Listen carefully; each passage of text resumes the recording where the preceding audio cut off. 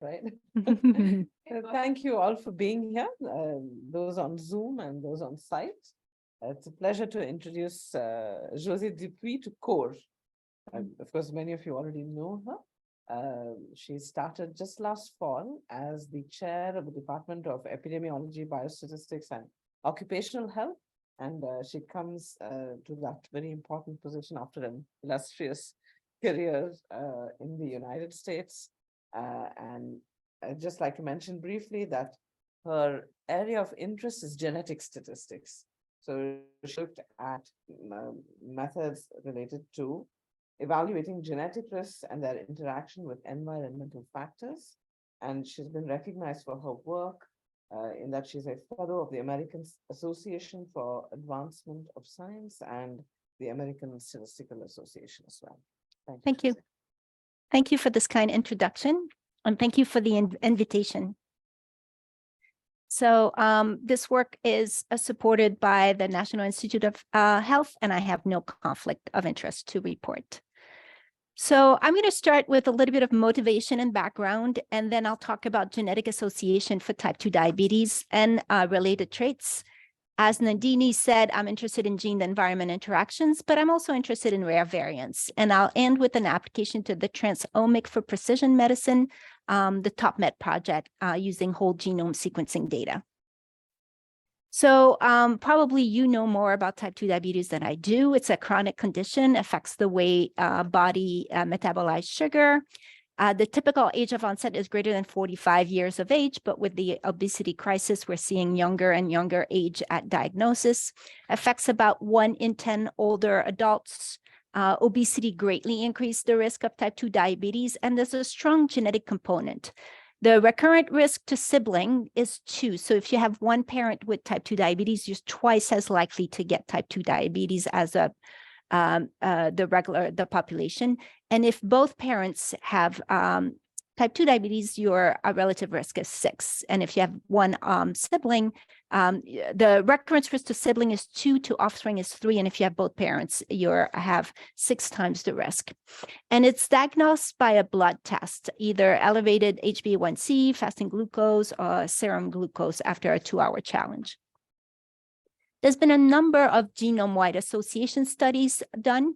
And for those of you who may be less familiar with genetics, thousands to millions of single nucleotide variants are genotyped on study participants and tested for association with type 2 diabetes.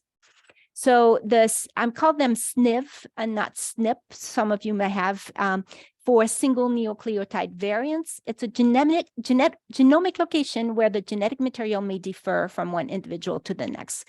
Most of the location on the genomes are the same among people, but there are some that are different, and that's where we're interested. And this information is usually represented by a number of minor alleles that a person carries, either 0, 1, or 2.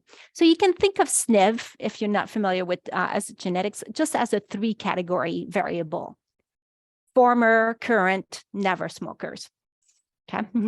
So each SNV is tested for association with a disease or a trait of interest, and the associated SNVs are assumed to be close to the disease risk. So even we all know that association is not causation, so that's even more true in genetics because things that are close together are correlated. So here's what I call SNV. They're also referred sometimes as SNPs for single nucleotide polymorphisms.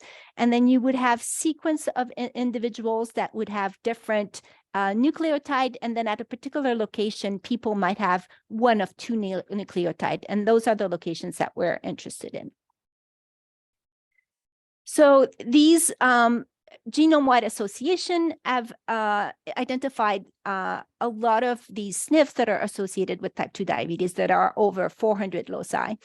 But even though we have all of these locations, only a small portion of disease heritability is explained by these 400 loci. So most of the associations also were only found after meta-analysis of a large number of studies, such as part of a consortium. The diagram is the diabetes genetics replication and meta-analysis. And meta-analysis is used because of confidentiality.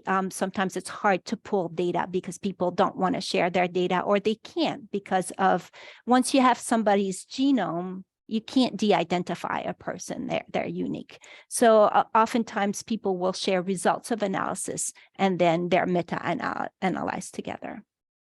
I work with Framingham Heart Study investigators, and we call it the Framingham Heart Study, but it's actually 3 distinct cohorts. The original cohort was in 1948, about 5,000 men and women. The offspring cohort was recruited in 1971, again, 5,000 children and offspring of the original cohort. And the 3rd generation cohort was recruited in 2002, about 4,000 grandchildren of the original cohort member.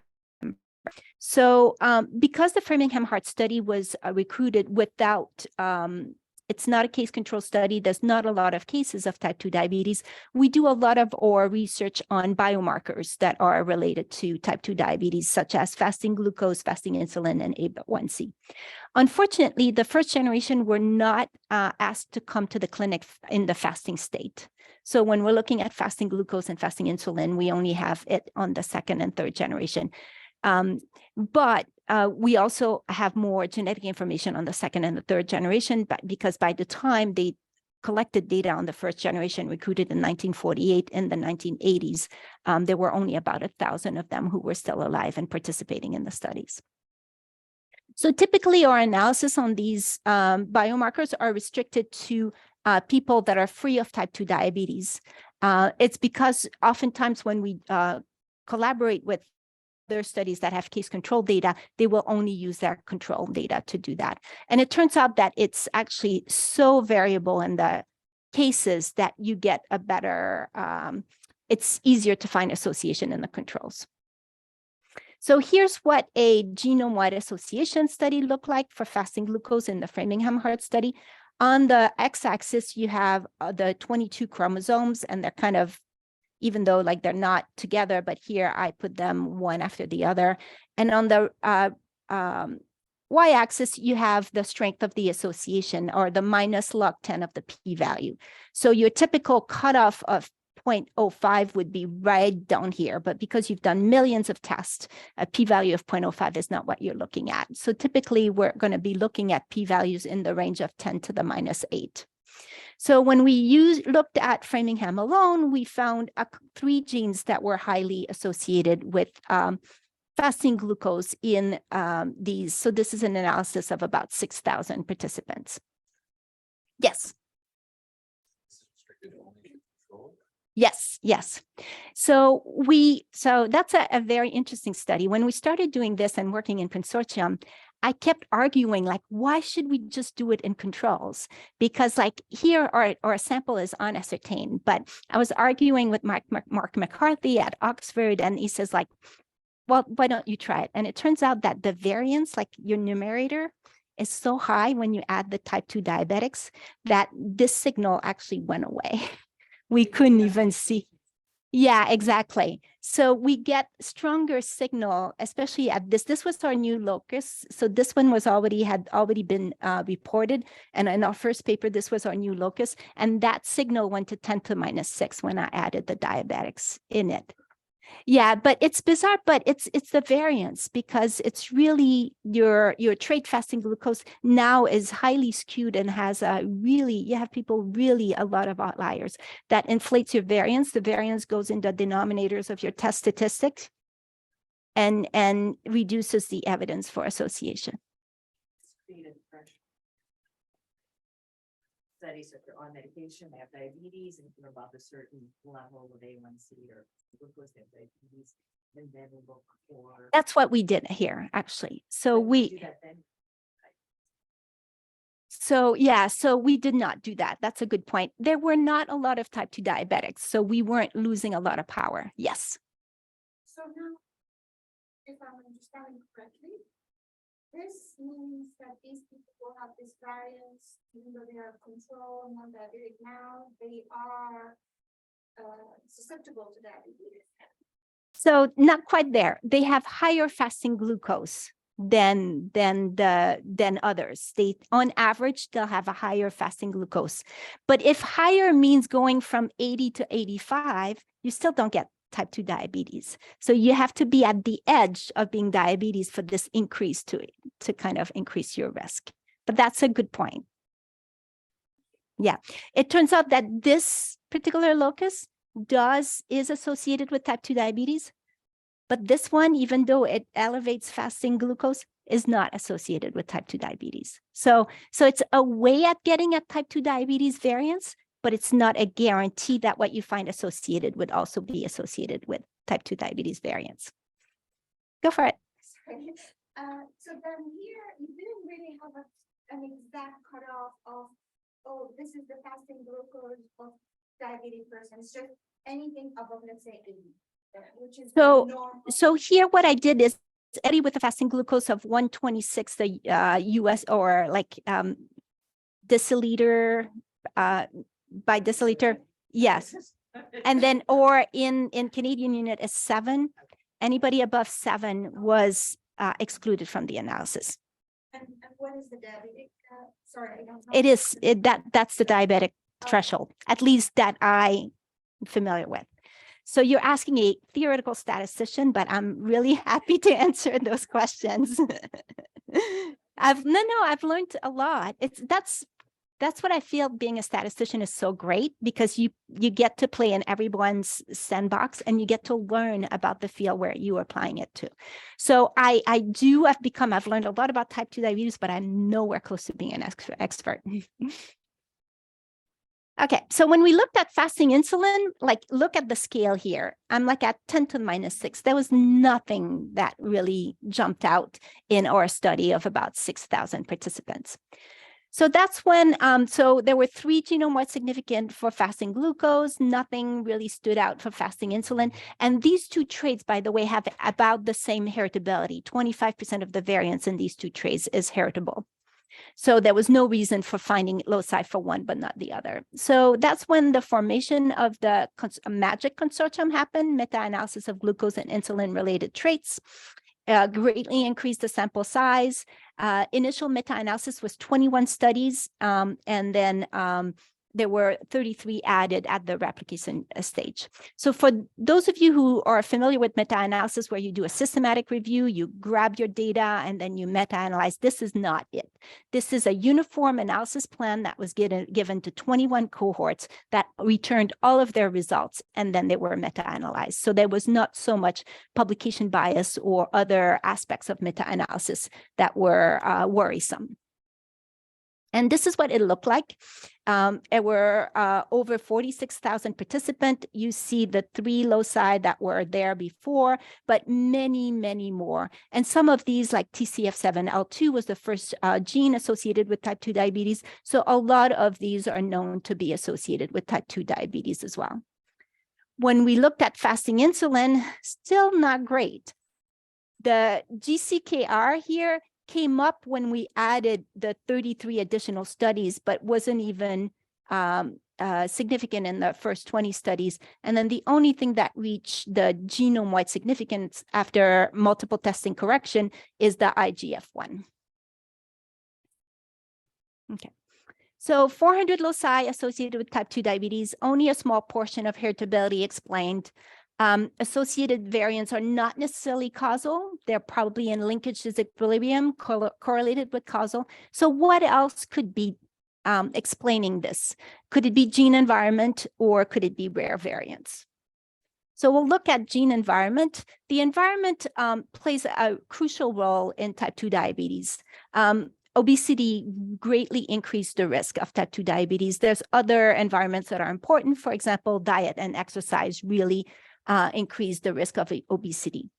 It's typical in epidemiological study to just adjust for these environment, but the environment might be modifying the genetic effects. So, however, most gene bioenvironment search have been not fruitful, and it's because you're testing millions of variants. You have a really high penalty for multiple testing, so these small interactions don't make the cut.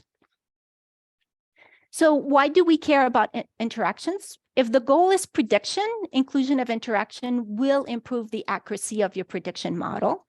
You might be able to identify groups at a higher risk of developing a disease.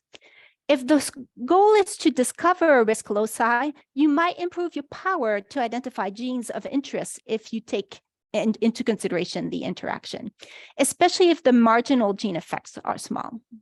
Okay.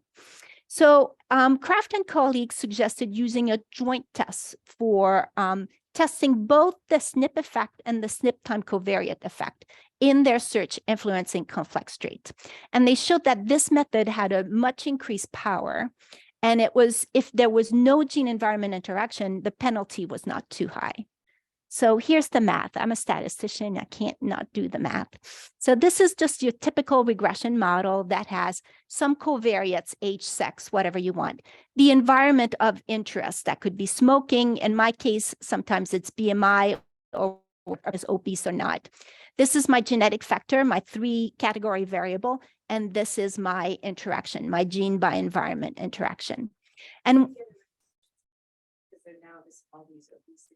And I'm a health behavior change person, but all these obesity genes, so how do you kind of yes. So the question is, now that we have all these obesity genes, how do you uncouple this? It's a really good question. So when I think here of the environment of the like BMI or obesity, I'm thinking of the environment that the cells are in, the obese environment. But you are correct. There are some genes that affect obesity, and they will affect in turns type 2 diabetes. So we have been doing some mediation analysis, and we have some really interesting results with actually lipid and BMI and the mediation, how statin lowers LDL, but I think increased BMI. And there's really nice work by Jordi Merino that's, I think, will come out shortly on that. But we use mediation analysis in that case. But here you're correct. My environment is not my environment like smoking, but the BMI. But I'm thinking of this as the environment that the cells are in. So what Kraft suggested is, instead of doing a test separately for each of these coefficients, he tested the effects. So these two together, these two terms together, the beta G and the beta I, are both genetic effect. One is the gene effect and the other is the interaction. So he suggested doing a test for both of these and call it a 2 degrees of freedom test. And what he called that exploiting gene environment interaction to detect association. So finding something significant doesn't mean that you have a gene environment interaction, because it could be entirely driven by the beta G. But it can help you if there's a little bit of interaction. It kind of could push you over the threshold and identifying a gene that might be interesting. So my group has extended this approach to the meta-analysis context, and so that we could use it in a consortium setting. And this is similar. Somebody also has done similar work for a binary environment, not continuous environment. And that is the same as these two approaches are exactly the same for binary environment. It's the same as stratifying by the environment and then meta-analysis and comparing the two meta-analysis. But what's advantageous to the approach from my student is that it can take BMI as a continuous variable without having to dichotomize it. So I'll skip the math. And this paper, unless you want to, we can go back. This was implemented in the software Medal. And another one of my students extended it to do random effects as well. And then Elisa Manning applied this approach to the MAGIC consortium to look at, see whether accounting for body mass index would yield additional loci for these quantitative traits. So here's this joint meta-analysis, the 2 degrees of freedom. The red is what we already knew, and the blue was what came up. So we were able, even though we had a lot of these that were already identified, quite a few new association came up when we allowed for the interaction with BMI. And these are some of the new loci that came up. I have to admit, for fasting glucose, so the red is this joint meta-analysis. The orange is your typical EPI 101, where you add it as you add the environment as a covariate in your model. Okay, so the first one is just that joint 2 degrees of freedom test, and this is just adjusting for BMI. And the result that I showed you, the earlier analysis did not account for BMI in their analysis. It turns out that it doesn't really matter for fasting glucose, but it's really important for fasting insulin because 20% of the variance in fasting insulin is explained by the BMI. So you have your denominator, again, inflated when you're not taking that BMI. So when you took that BMI into consideration with fasting glucose, it didn't do much. But if you see here, the red is the minus log 10 of the p-value at various selected loci.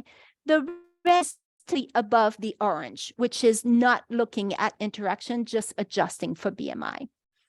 The green and the blue are the interaction test. So the interaction test, they're not even significant. We wouldn't even pay attention for it.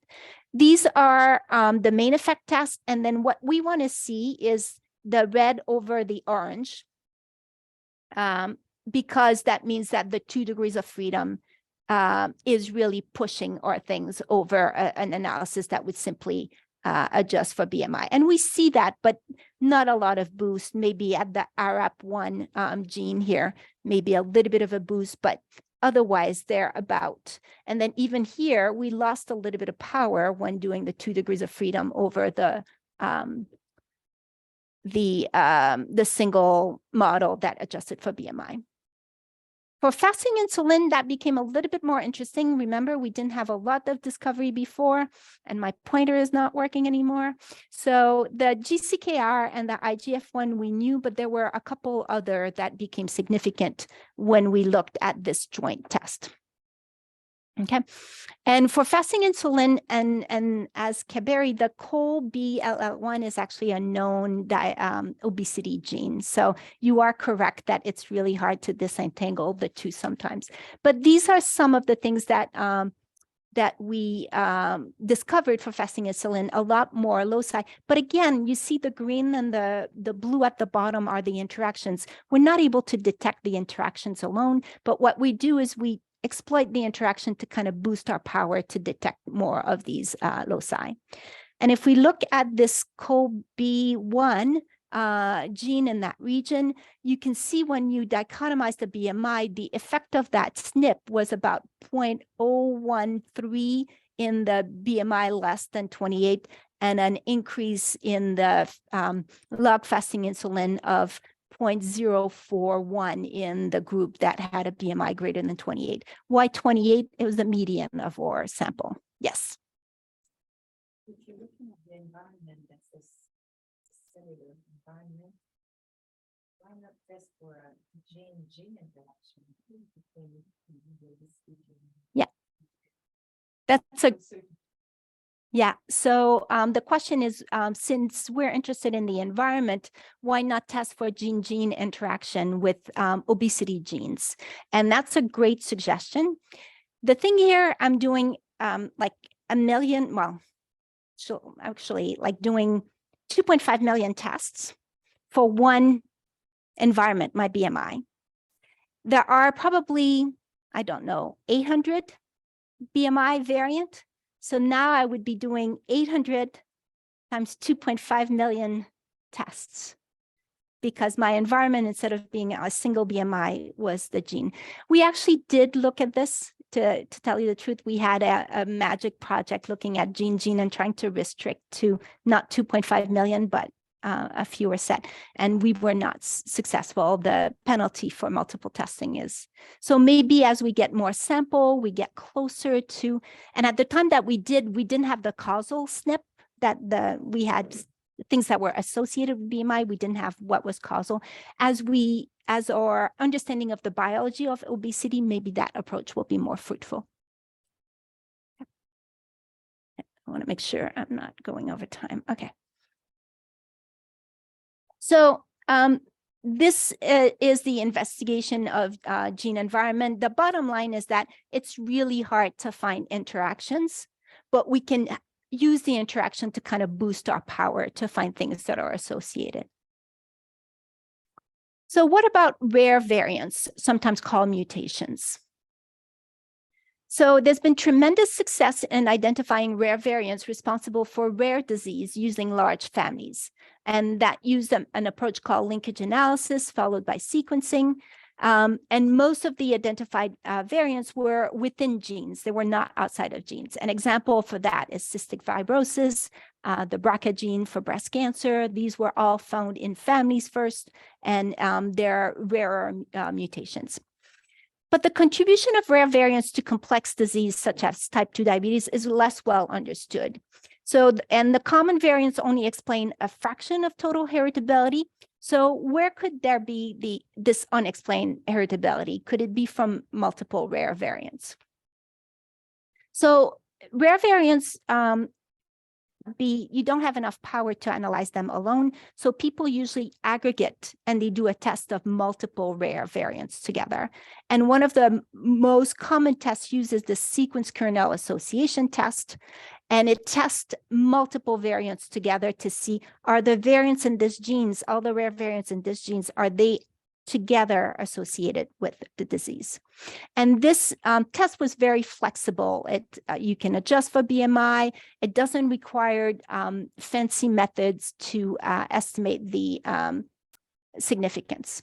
So again, my little math here, the bottom line is, so you have a model that has your covariates, and then you have multiple genetic variant now. And what you might be interested is, are any of those have an effect non-zero?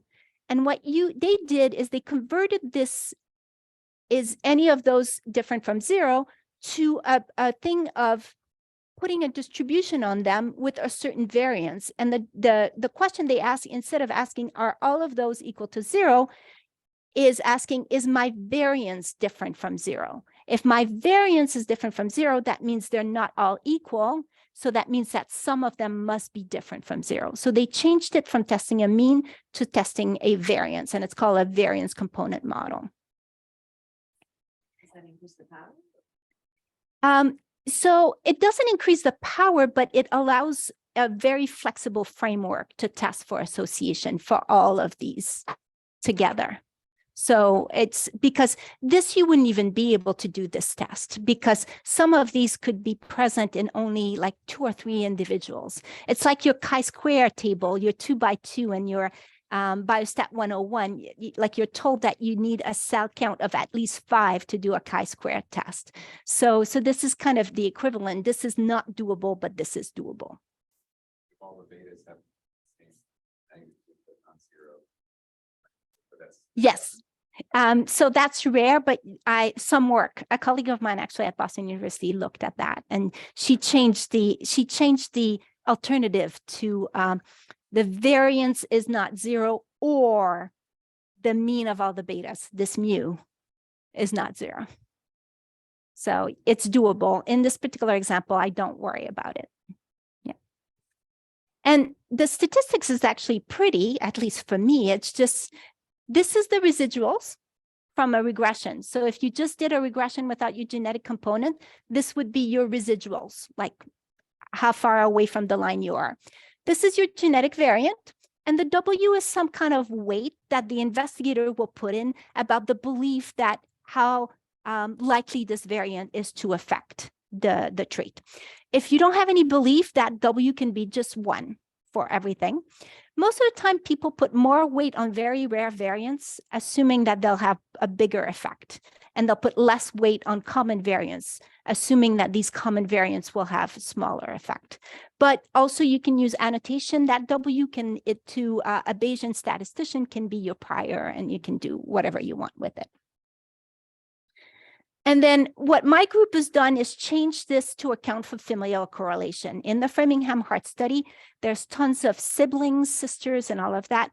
And this statistic, this method assumes independence of observation. So we added this relationship matrix to account for the correlation.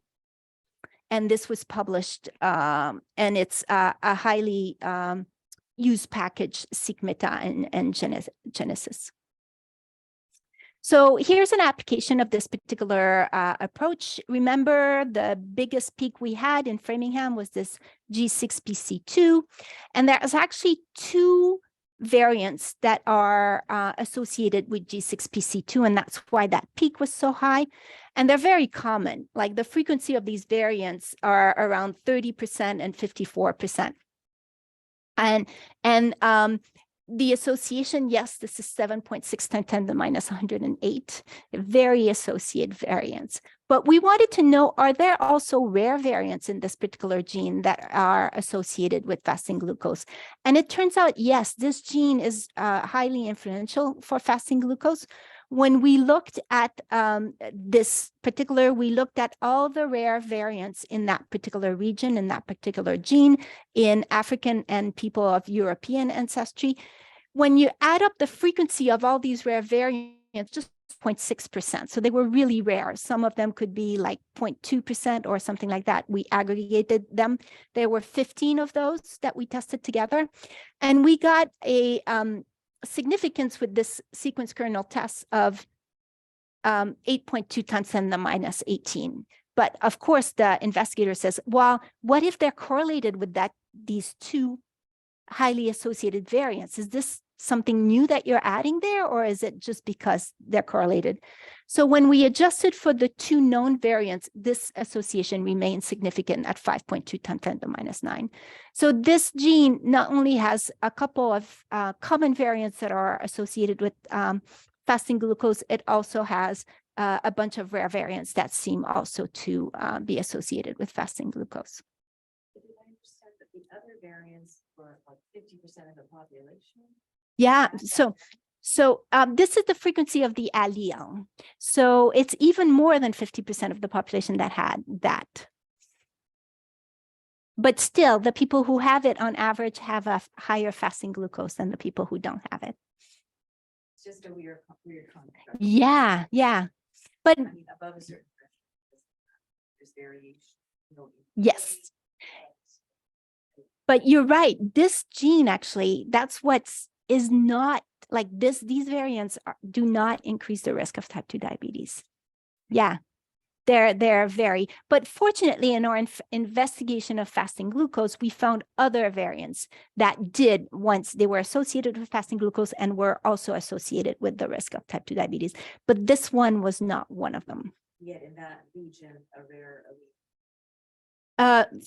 I'm still talking about fasting glucose here. Yeah, and unfortunately, some of these translate to type 2 diabetes, but some do not. This is the second generation. So this is actually a consortium. Yes, it's second and third.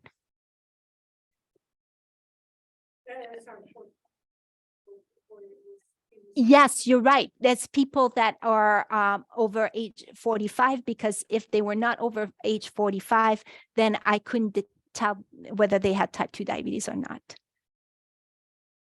And in the subgroup that was Framingham, how many of these people went on to develop diabetes? That's a great question. And I think that is about the same rate as in the general population, no more and no less. So we get about, by the end of the study, we get 10 to 15% of the general population developing type 2 diabetes. I don't know how that compares to Canada. I thought Dr. Easter could go. Yeah, sure. Go ahead. You can unmute yourself and ask your question. I'm just, so this slide specifically, you're talking about 15 different SNPs, the group of the 15, but are you looking at how they interact together, or are you assuming that it's always additive? Because I guess my question is there some interactions that actually negate each other? And is that taking this into account? So the interaction is not taking into account. The test on the left is assuming everything is in the same direction. It's always in the same direction, because you're just summing up how many rare alleles somebody has, and you're testing if the number of rare alleles somebody carries is associated with fasting glucose. This test here allows for them to be either positive or negative. It's the variance component test that tests whether the betas are different from 0. That being said, there's not a lot of correlation among rare variants. So it's quite possible that there would be interaction here, but we would not pick them up with those tests. Okay, thanks. And then I don't know if I could really formulate my next question, so I'll leave it for later. Oh, you can type it in the chat. Yeah.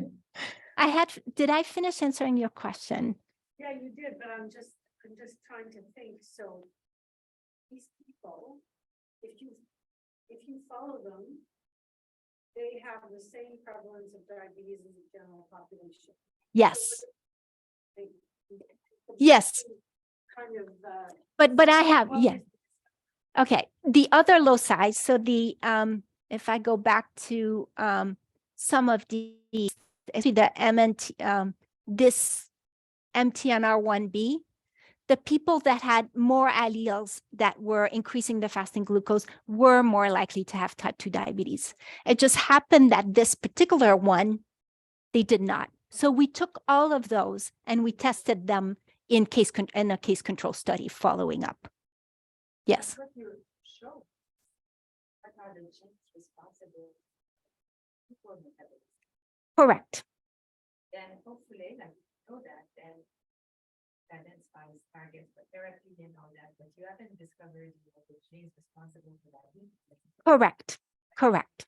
Yes. So we're hoping that some of them will lead us to type 2 diabetes. And naively, I thought that all of them would lead us to type 2 diabetes, and I learned better.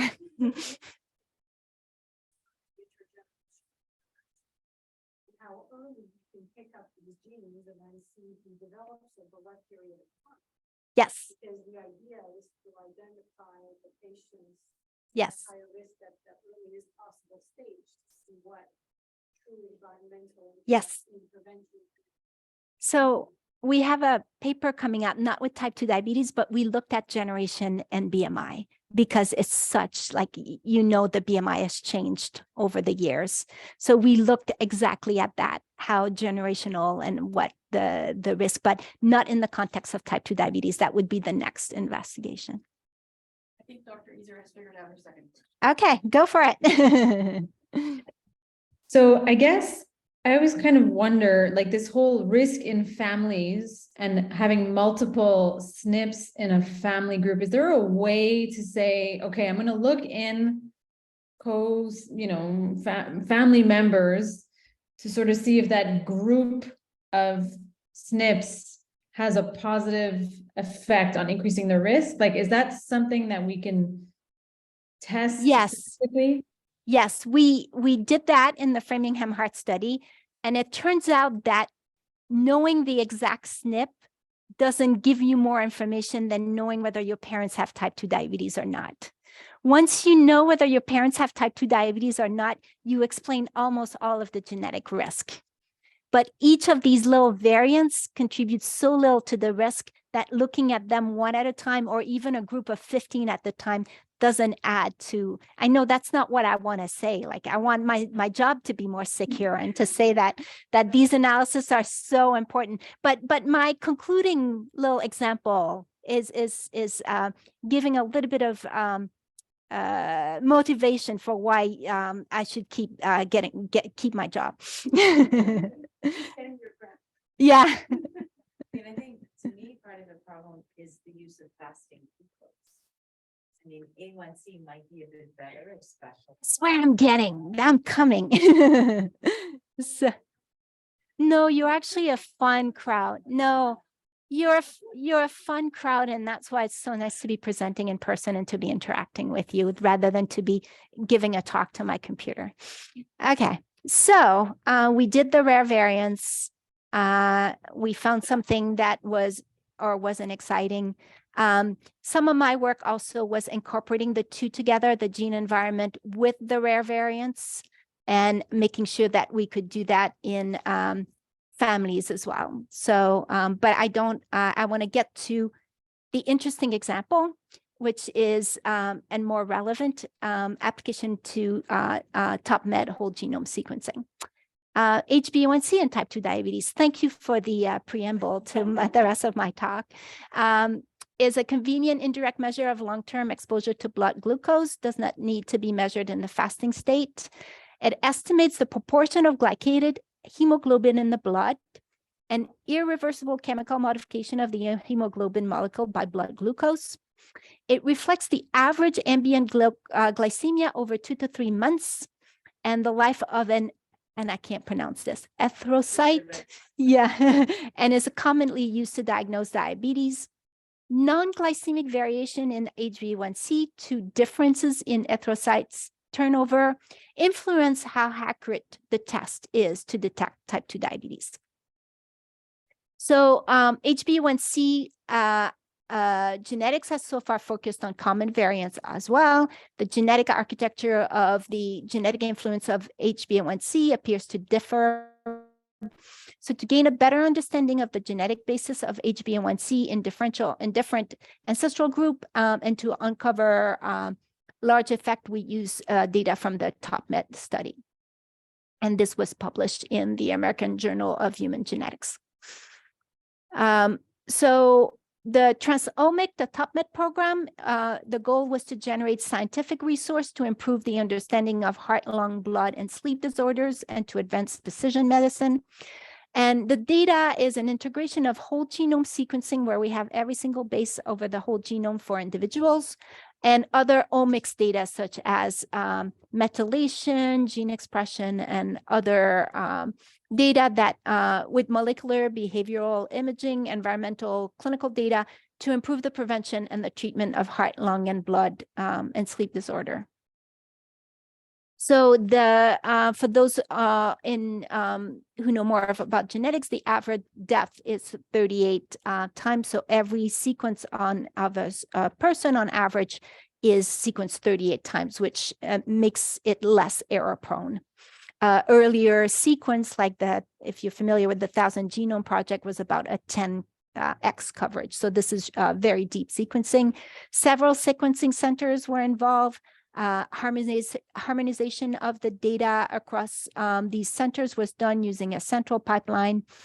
And from these sequence, these single nucleotide variants were called and shared with many people.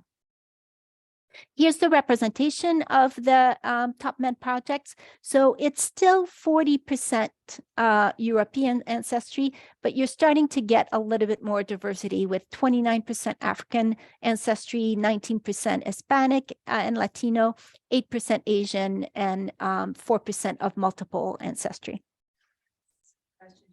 Yeah. So you're talking about the depth of 38 times repetition.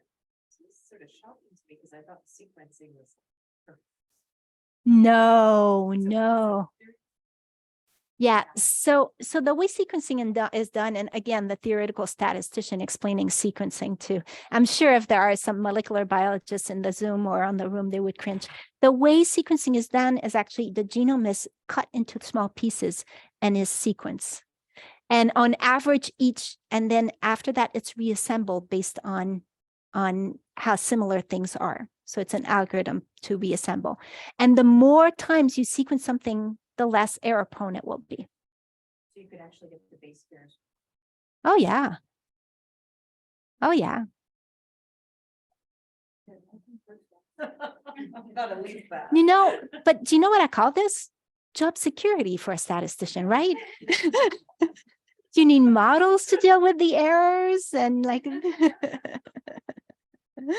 So. Otherwise, does seem to think they can mathematically solve the riddle. Okay, so this is my table one. I had in this particular investigation, I had 5 cohorts. Amish, ARIC, Framingham Heart Study, the Jackson Heart Study, and MESA, the multi-ethnic study of atherosclerosis. My total sample size was about 10,000. The Amish study was the smallest one. And these are all non-diabetic, okay? They were, if they had a fasting glucose greater than 7 millimolar per liter, they were out. And I even cut on HbA1c greater than 6.5%. So this is the non-diabetic only that are included in this particular investigation. So we did a genome-wide association study using the software Genesis, allowing for extra heterogeneity.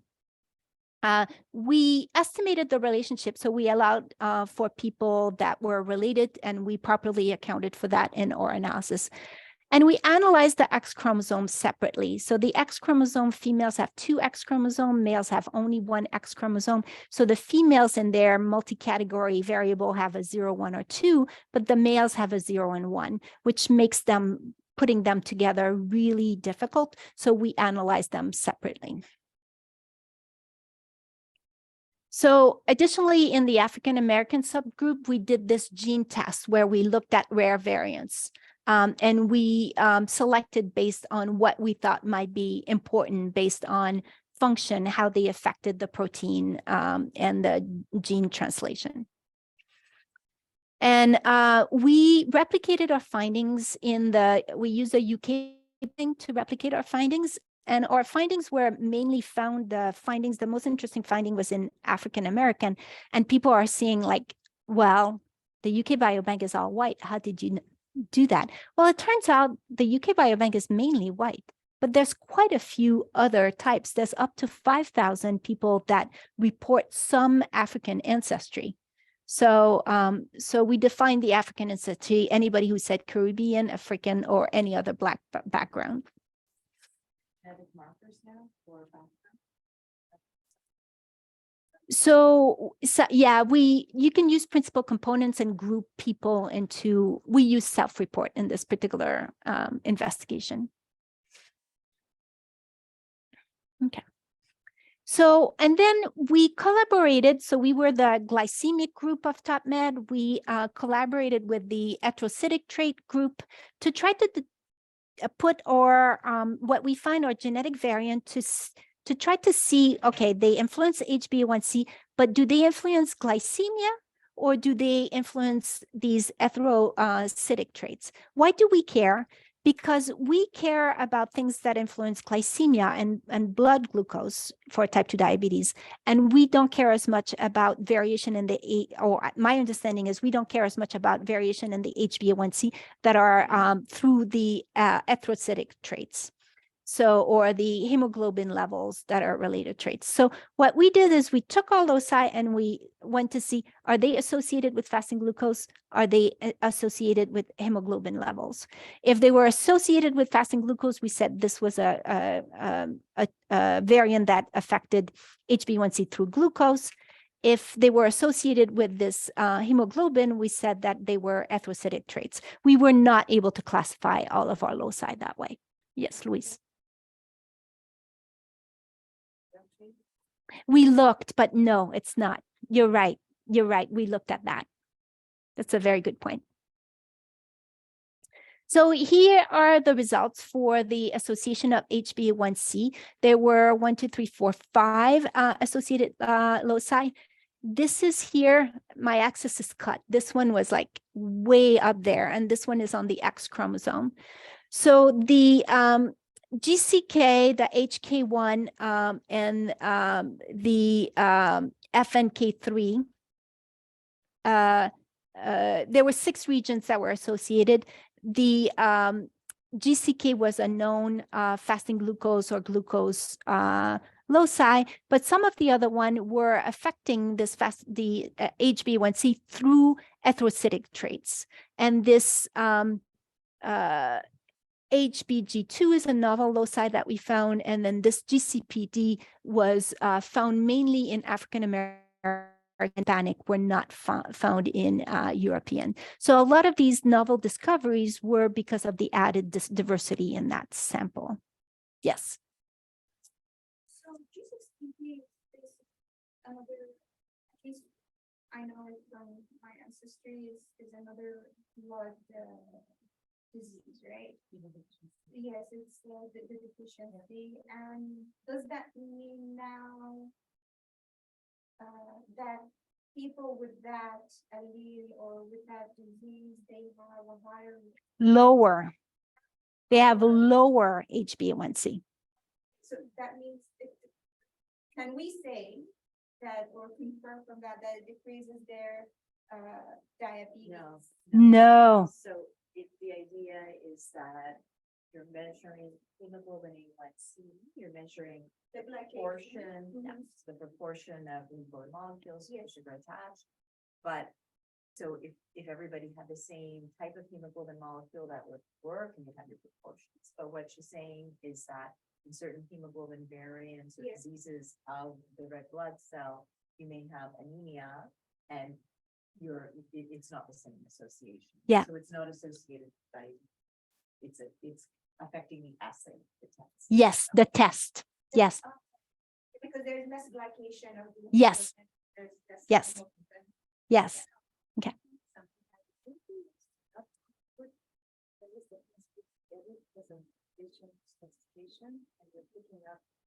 I'm adjusting for population stratification here. So there's a way of adjusting for population stratification by creating principal components, and those are included in my analysis. But you are completely right that population stratification is an issue.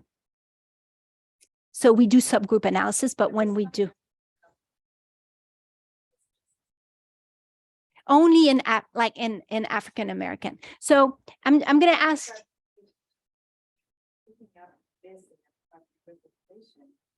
But your adjustment for this population did not work. No, but even within in that subgroup, it's not population stratification. Even within that subgroup, there's an association. So it's not an association like the population stratification. For those that are not familiar, is it turns out that the lactase gene is highly associated with height. Okay, but it's purely spurious. When you look within a population, that association doesn't exist. It turns out that Finnish people have a much higher prevalence of that lactase allele than French people, 5'2" people. And so because there's a vast height variation between within European populations and vast difference in allele frequency, you pick up an association. But if you look among the Finnish, the association is not there. If you look among the French, the association is not there. Here, it's not population stratification because when we only look within a more homogeneous population, we still see the association. So I'm going to ask you to bear with me. I'm going to get to the punchline in 2 slides, and then you can challenge my punchline.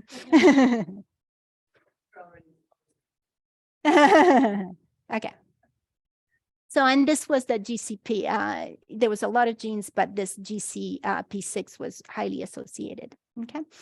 And it turns out that you are correct. It affected the assay, and the association of the we looked at the rare variants within that GCP6, and we separated them by those that affected the protein and those that didn't affect the protein. So synonymous means any changes doesn't change the protein. And the missense variants were highly associated with HbA1c, but the synonymous variants, those that did not affect the translation in the protein, were not associated. So it was these things that changed the protein that were associated. So there were 2 variants, a missense, this RS105, and then that was 12% in African American, but only 2% in Hispanic, and it was not seen in Europeans. And then another rare variance that was much rarer, that was about 0.5%. And if we look at this, these variants lowered HbA1c in all cases. When you look at the one without the variants and then the male with the variants, male can only have 1 copy, and then females can have 1, 0, or 2 copies, but some were so rare that we didn't see them in 2 copies in females. So all of those lowered HbA1c, not because of their relationship to glucose, but because of their relationship to the hemoglobin. So we estimated how many people we could miss because of this falsely lowered HbA1c. And it turns out that the estimate based on NAIDS data and the frequency of these variants in African and in Hispanic, on the about like close to 1 million African American and Hispanic may be not diagnosed with type 2 diabetes because their HbA1c is lowered by some of these variants that are not present in European. So that's my punchline that you can challenge. So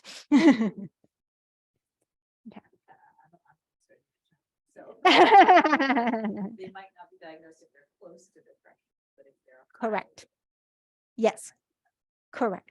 No, this we actually, that's the close to the threshold things. How many people this little bit of increase would put them above the threshold? You're correct. Okay. So in conclusion, these large scale identified common and low frequency variants. It can have important clinical and public health implication, and it could delay the diagnose or under-detect type 2 diabetes. And this G6PC2 that's only present in African American and Hispanic is even more of a concern. In terms of future work, I'm looking at, I'm a statistician, so exploiting just the way we exploited gene environment interaction. I'm looking at exploiting family history in genetic analysis, looking at some of the TOPMed data on omics and trying to integrate that causal approach called Mendelian randomization. And I'm also looking at co-localization, looking at portion of the genomes where one or more traits might have genetic variants. And I just want to thank the large team that's behind all of these analyses. Thank you.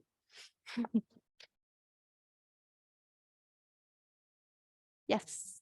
So Louise, you've asked a lot. I'm going to go to Ben and I'll come back to you. Yeah. Good run, right? Okay.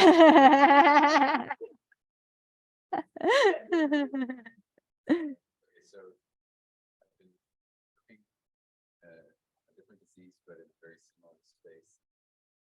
Recently, I've been wrestling with so diabetes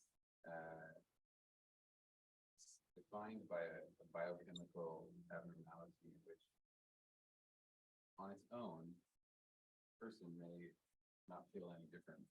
But I certainly believe that it's associated with bad outcomes. Yep. Screen, cardiovascular, any other thing. So your interpretation of the HbA1c variant, one interpretation is that we're underdiagnosed. We might be misclassifying or misdiagnosing, Yep. not diagnosing people. But that's only one possible interpretation. It could be protective, it could be purely biochemical. And so with the cohorts that you listed, I think from the TOPMed group, those are longitudinal. Yeah. For some of them, certainty that the follow-up is very long. We could actually look at sort of clinically meaningful outcomes related to diabetes. Right, because it was really elegant what you've done looking at the fasting glucose versus the HbA1c, and I hadn't thought of those things and the insulin as well. But you could almost help further to really parse out what's just biochemical but not clinically meaningful prospectively, longitudinally, versus what is real diabetes. Because I mean, depending on where you read, what sources you read, some people say that we kind of we overdiagnose and overtreat. Not everyone with biochemical diabetes goes on to have all the bad stuff, but others do. So I wonder if that's sort of moving from fasting glucose to HbA1c to just look at hard outcomes. Yes. So you're gonna have to repeat. So the question is and I'm going to paraphrase, is looking at biomarkers might not get us really to meaningful clinical outcomes, and we might do better off looking at hard clinical outcomes, especially in those cohorts where we have longitudinal measurements. Is that? Yeah. So yes. So two things. Those are future investigations. So one of a grant that I have with my collaborator, James Meeks, is to look at complications from type 2 diabetes. Especially right now, we're concentrating on cardiovascular complications because the risk of cardiovascular disease is much higher in type 2 diabetics. So our sample is type 2 diabetics, which we're following longitudinally. The other thing, there's these consortium have tons of different projects. So one of the projects, which is not led by my group, is looking at conversion from high glucose or like abnormal glucose. Who are the people who go on to develop type 2 diabetes, and who are the people who just stay what we call like either pre-diabetes or something like that. So this April Hartley in the UK is looking at that. Okay. Louise.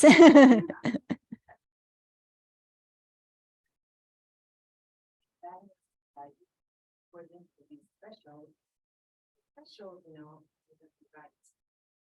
they were these thresholds were based, you know, on the risk of complication. But maybe on the other hand, maybe a low fasting glucose is associated with complication. Maybe that threshold is not right. Yes. So I guess that thinking about this, it is actually, and so it doesn't lead to the diagnosis of diabetes, may lead to other patients. So that's that threshold, you know, it's struggling with that. Yes. So the comment is about the threshold to define who has type 2 diabetes and who has not. And that threshold is arbitrary. It's based on complications. By not, like, I'm not imposing a threshold in some of my work, but I am at the same time because I'm excluding people above the threshold. But when I put everyone in, I'm telling you that fasting glucose can be so high for some people. So there's got to be a way to treat that. But those are very good, excellent points. Okay. Dr. Do the coding variants decrease G6PD activity? And can this be a safe clinically? Very nice findings. So yes, they decrease G6PD. But as I said, when we looked at case control, the people who had the variants were not at lower risk of type 2 diabetes, which is puzzling. Okay. There were a couple hands behind, and I'll come back to you. Yeah. Just thinking again about the students. Do you measure like I know you measured everyone, did you specify them as the fasting insulin and fasting glucose to see if it's high or not? Because from my knowledge, at least the glycation, the hemoglobin is the most glycated in diabetes, that's what we measure it, but glycation could happen with anything, any other proteins in the body. That's why you were saying, I guess their risk of diabetes is not changed. Right? Yeah, no, So we have not looked at that. So that's a good suggestion. Yeah, yes. Was 6.5. Yes. That even 5.5 diabetes is like 50% of the pancreas is already not working. I was wondering, like, you know, estimating who are people that are like meet the pre-diabetes definition, it can be included in your research. Yes. So what we've done in other analyses is we have 3 groups. We have our controls that are below 5.5 and below 110 in the fasting glucose. We have our pre-diabetics, and then we have our diabetics. And then the pre-diabetics, we're not sure what to do with that. So it's a 3-category outcome. Sometimes we'll just take the clean control and the diabetics and compare them. But there's work to be done to use all of that information in the most appropriate manner.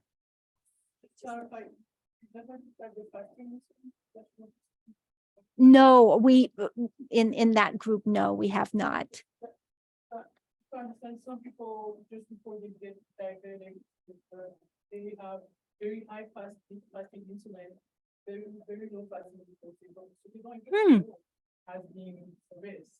I don't think that's true. So to have diabetes, you have to have a high glucose level. So unless you're talking about relatively high and low. The threshold for the diagnosis of diabetes is actually specifically based on diabetic retinopathy as a complication. So at a fasting glucose of 7, that's where the risk takes off. If you have prediabetes, you're certainly at higher risk of cardiovascular disease and other macrovascular diseases, but small vessel disease and diabetic retinopathy, it was specifically set for that. And you wouldn't have, so you can have high insulin levels, but if you have high insulin levels because you have prediabetes, you don't have very low sugars. You have high sugars and your insulin is high in order to dampen down the sugars. You're still going to get a higher. There, yeah. You know, a lot of this is, a lot of the definitions based on the biomarkers, which are linked to the phenotypes, is very arbitrary. You have an opportunity with data like this, which I think would be very interesting, to actually follow over time and not have necessarily, you know, looking at thresholds that are predetermined. I think if you took a group of people that might be genetically predisposed based on their glucose metabolism and then follow them over time, you might actually see something very interesting in terms of when they develop the diabetes phenotype.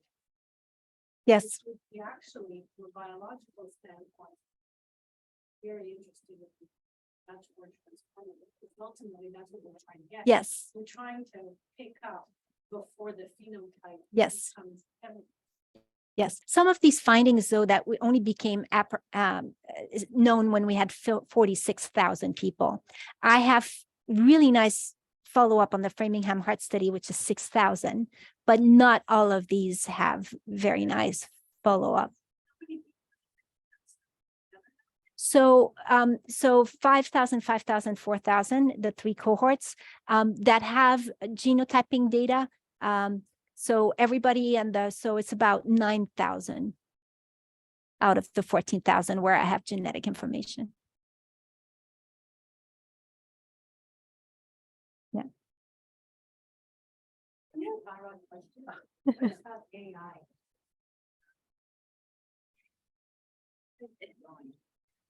So there's a lot of, well,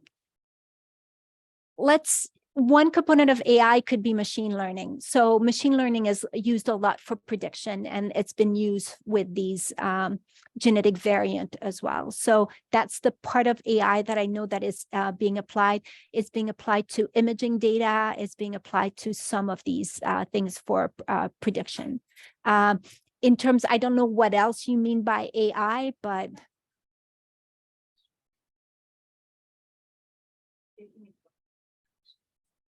Well, actually, I didn't talk about this work, but I have a couple paper looking at statistical machine learning, more penalized regression, using network to look at gene-gene and gene-environment interaction. So maybe you have to have me back.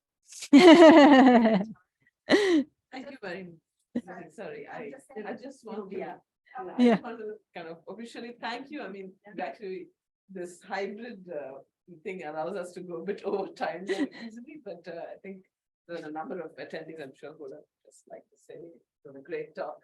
Thank you very much. My pleasure. I learned a lot. So new to me. But thank you so much for My pleasure. taking the time to come here.